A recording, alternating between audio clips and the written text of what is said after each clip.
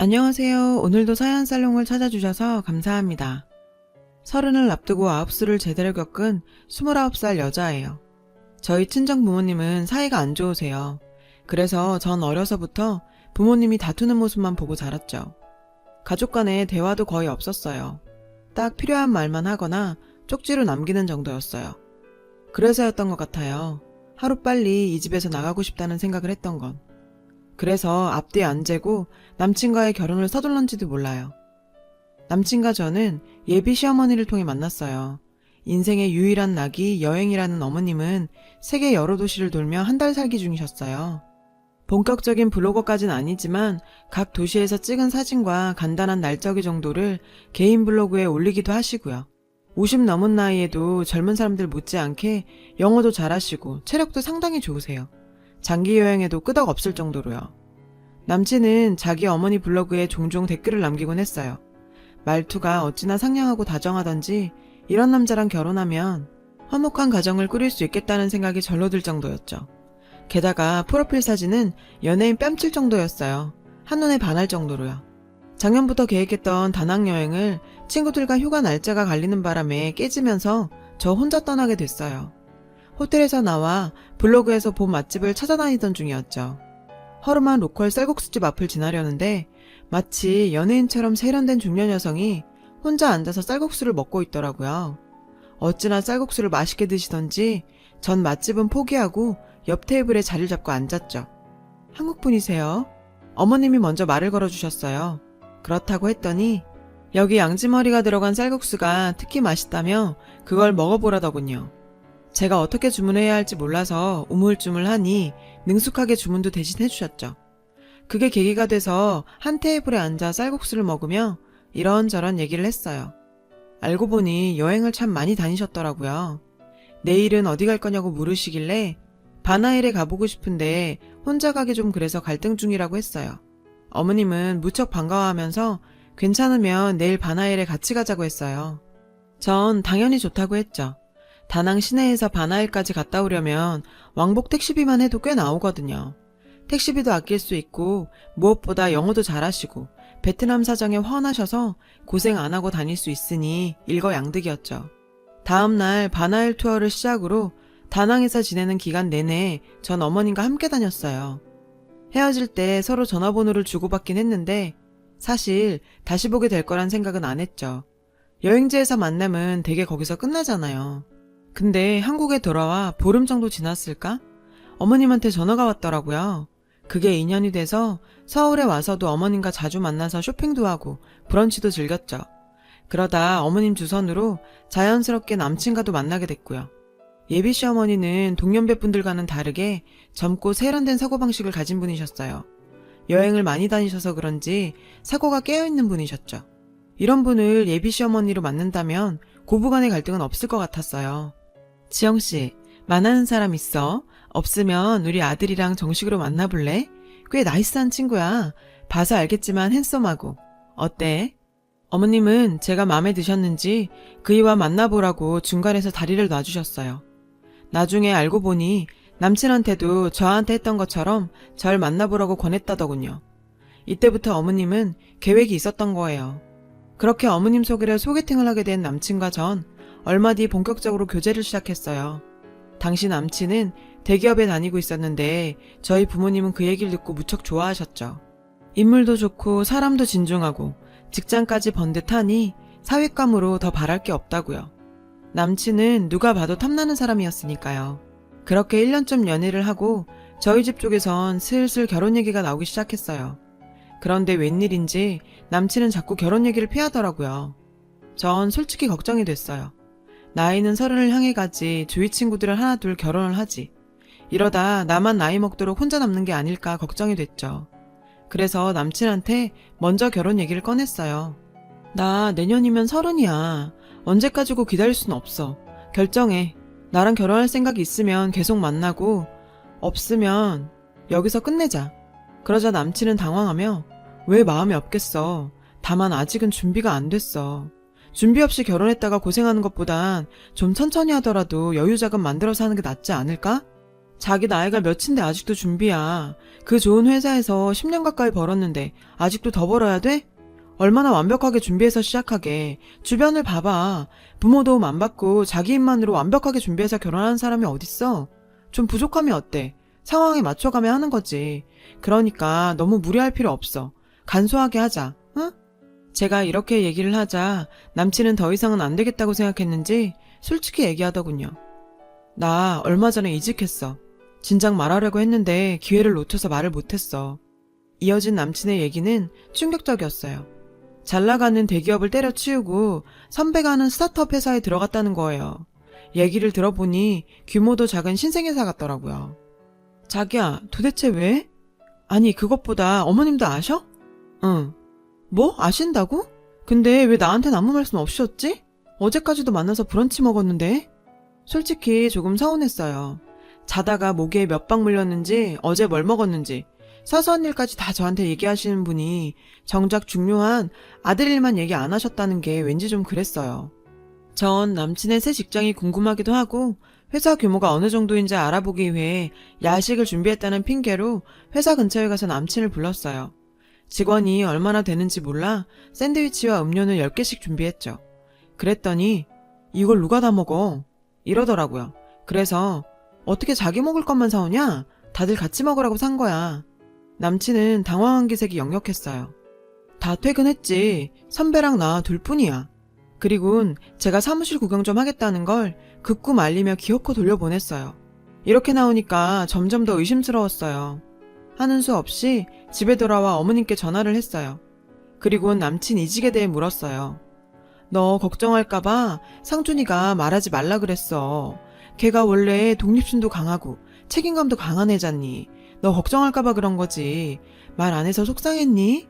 그런 건 아니지만 근데요 어머니, 선배 회사 규모가 어느 정도인지 아세요? 신생회사란 거 말고 상준 씨가 도통 얘기를 안 해서요. 나도 잘 모르겠네. 근데 지영아, 너 발리 안 갈래? 이번에 발리 가서 한 달 살게 하려고 그러는데 그 전에 답사 좀 가보려고 말이야. 발리요? 아, 근데 어쩌죠? 저 휴가를 다 써서 힘들 것 같은데요. 한 2박 3일도 안 돼? 네, 죄송해요. 예비 시어머님은 아들 회사 일보다 본인 여행이 더 중요하신 것 같았어요. 아무리 여행을 좋아하신다지만 그래도 자기 아들 일인데 어떻게 저렇게 천하태평인 건지. 제가 서운해하는 걸 눈치채셨는지 어머님께선 절 안심시키려 노력하셨어요. 걱정 마. 그 선배 나도 잘 알아. 대학 때 집에 종종 놀러 왔었거든. 이번에 회사 차린 거 그거 모르긴 해도 몇 년 뒤면 엄청 커 있을걸. 상준이가 어떤 앤데 대기업까지 버리고 따라갔겠니. 남자는 자고로 모험도 할 줄 알아야 해. 그래야 성공을 해도 크게 하지. 피는 못 속인다고 지 외할아버지를 닮아서 상준이가 사업수완이 좀 있거든. 에휴, 상준이 외할아버지 살아계셨으면 그깟 직장 때문에 걱정하는 일은 없었을 텐데. 외할아버지께선 어떤 분이셨는데요? 사업가셨어. 사업을 아주 크게 하셨지. 나 학창시절엔 내 전용 차랑 전담 기사 아저씨가 따로 있을 정도였어. 그 시대에 말이 되니? 그뿐이니? 연말은 엄마 아빠랑 파리 가서 보내고 오고 그랬지. 와, 정말 잘 사셨나봐요. 지금은 없어졌지만 나이 든 사람들은 우리 아빠 회사 이름 대면 다들 알아. 꽤 규모 있는 건설회사였거든. 어머님 말씀을 들어보니 남친의 외할아버지 회사는 규모가 어마어마했던 것 같았어요.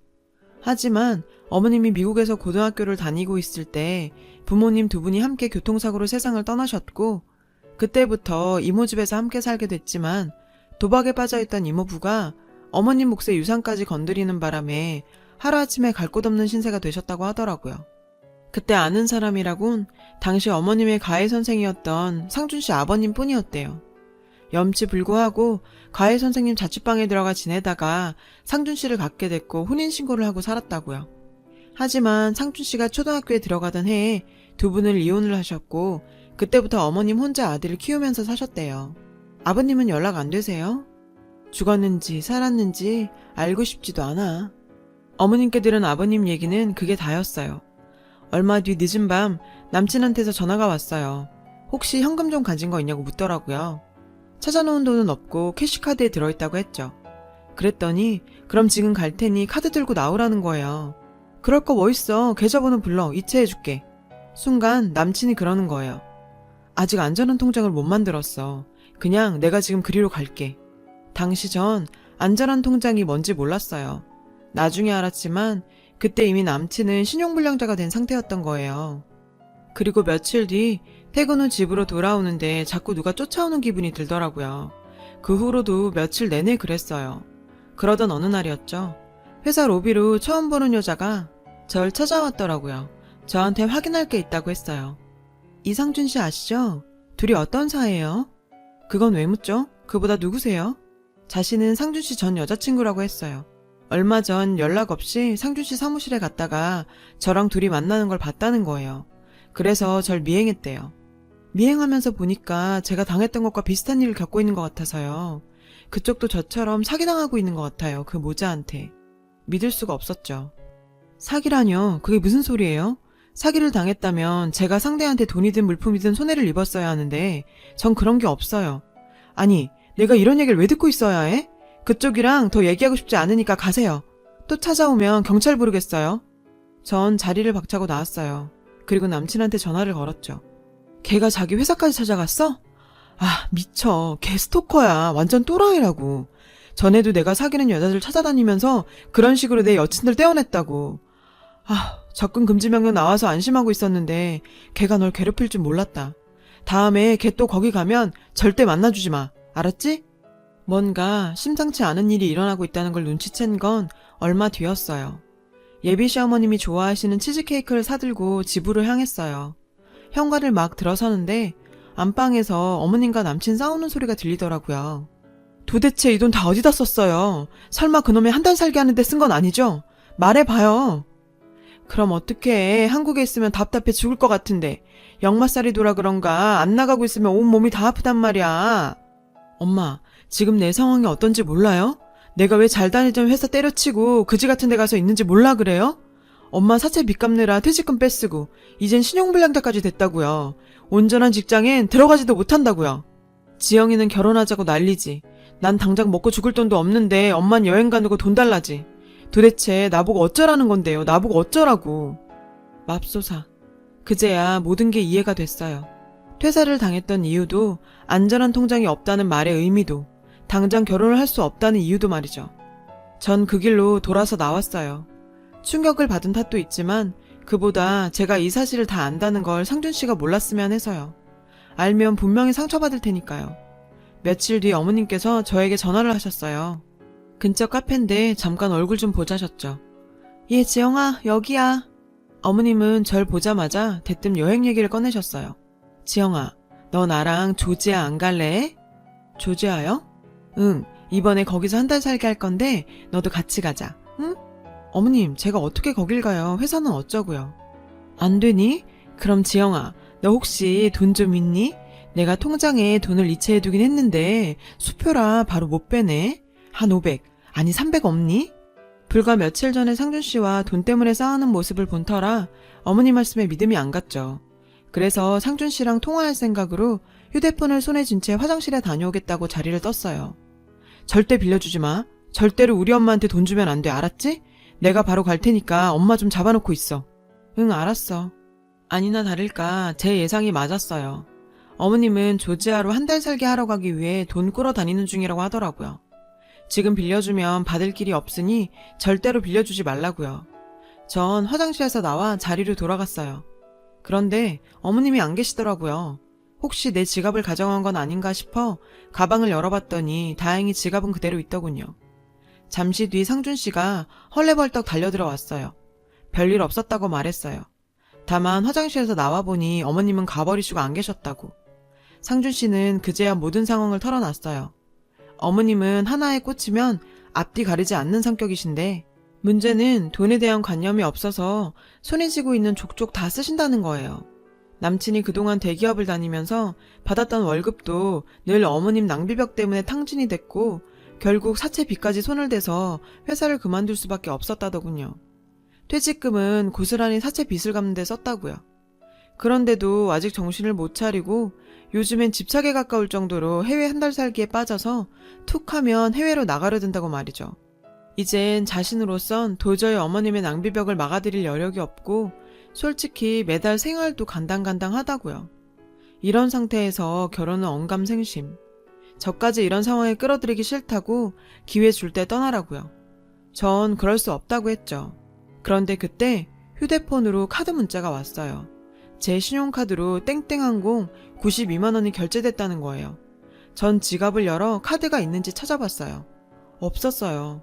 순간 떠오르는 사람은 한 사람뿐이었죠. 남친과 저는 어머님께 전화를 걸었어요. 어머니, 혹시 제 카드 가지고 가셨어요?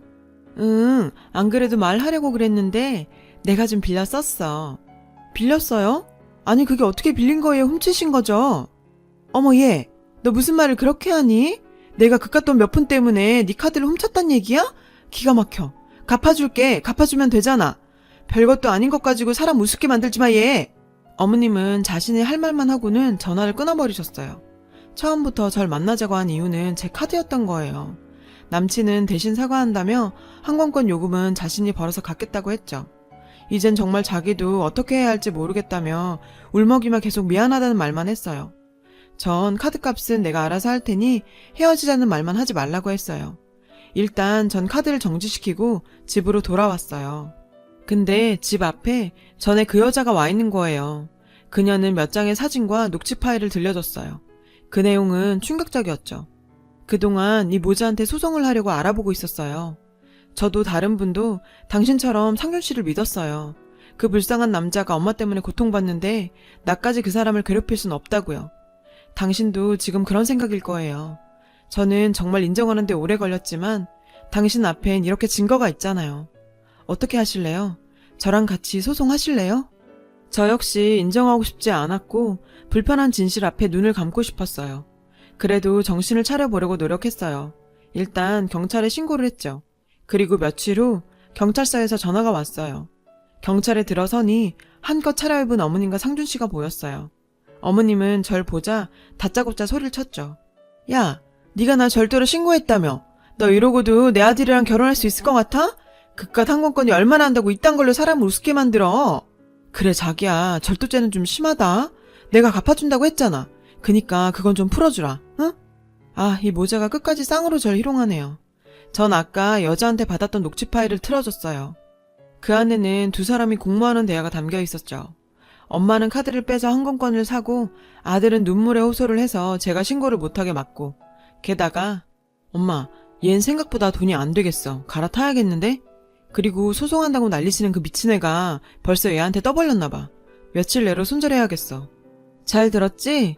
그 애미의 그 자식이라고 어쩜 이렇게 죽이 잘 맞니? 내가 니들 카드 절도죄로만 신고한 거 같니? 니들이 지은 죄가 그뿐이야? 나 니들 사기죄로 고소했어. 모자 사기꾼 맞잖아?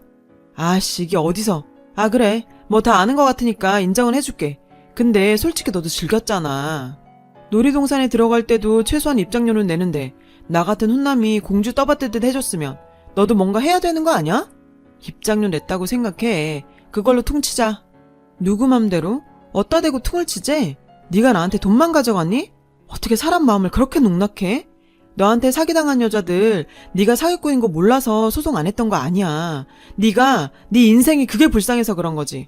오죽하면 저러고 살까? 네 인생이 불쌍해서 봐준 거라고. 근데 뭐가 어쩌고 어째? 퉁을 쳐? 너 정말 최악이다.